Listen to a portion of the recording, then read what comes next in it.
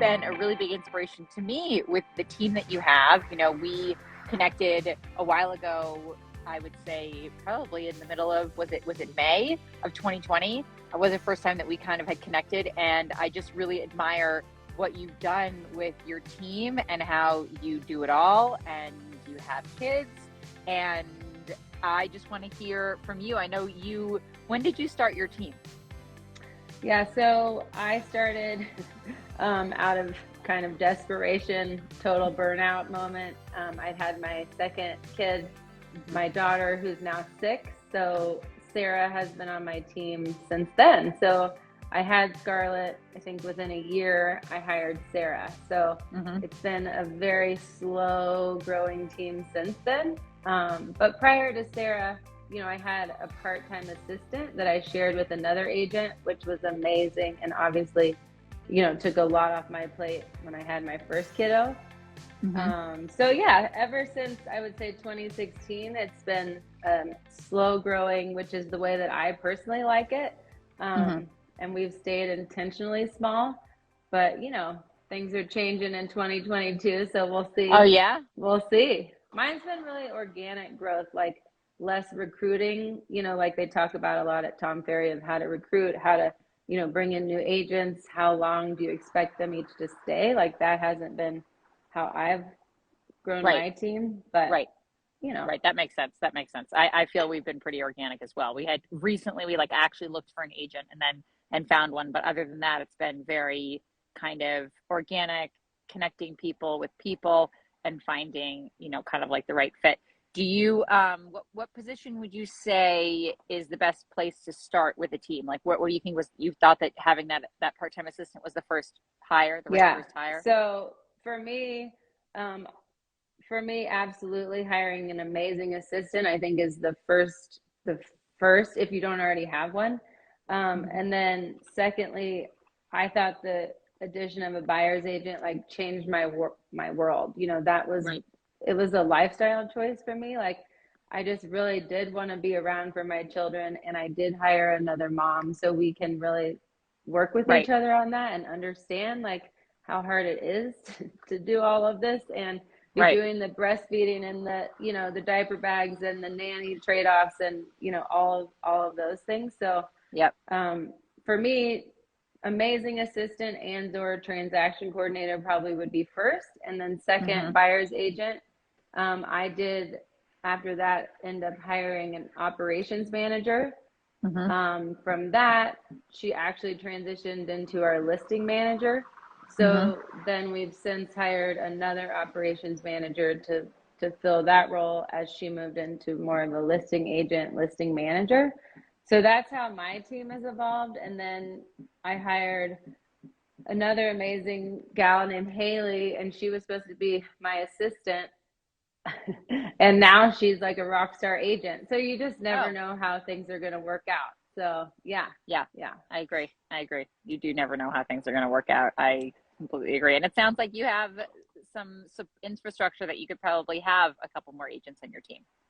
Yeah, we're working on that. We're right now we outsource our transaction coordination work, and we're looking for someone in-house. So as soon as we get someone good that I think can handle like, you know, a lot of files at once, then I do think we'll be looking for, you know, 1 or 2 more people. But we're an all-female team, so I just don't know if I'm, you know, going to break the mold with that trend or not. And our operations manager is about to have her first baby. So, you know, her timing's going to change. So we have a lot of kiddos on the team. I don't know how your team, do you have as many moms on your team? I know you have a mix of. I have one mom on the team. And it works. We get it. But yeah, I think, listen, it's all about the fit. Actually, it's been helpful for us to have people who all have different kind of home lives on the team, because it does help from a coverage perspective. That we're all kind of in different places in our lives.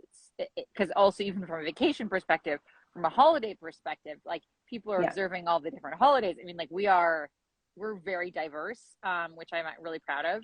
And I think we'll continue in that direction. We could probably up our male count. We only have one man on the team right now. So we'll probably that'll be a focus at some point in the team.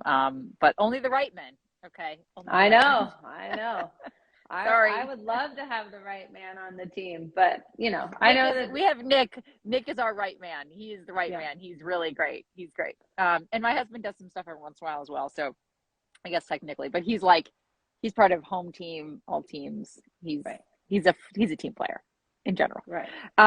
So question, what do you love most about leading your team, and what is your biggest challenge? Well, what I love most and what I didn't know I would love most is I truly don't think I'm like a natural leader, but I absolutely love mentoring new agents, and I had no idea that would be for me and how much I would love it. So that's been the best part for me, is like to help them achieve their goals, help them gain confidence in the business. Like Sarah started with me in 2016. She'd never sold a house, but she's from a family of real estate and builders with her background. So that's what I love most. That brings me the most satisfaction. Like, of course, I want to hit our team goals and hit my personal goals, but to see these ladies reach their goals Right.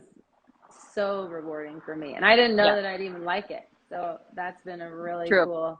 Yeah. True. And the more you embrace it, I think the more you embrace it, the more rewarding it becomes. And the more you realize that, everybody really wants to be invested and do this together. I actually think that there's a lot there.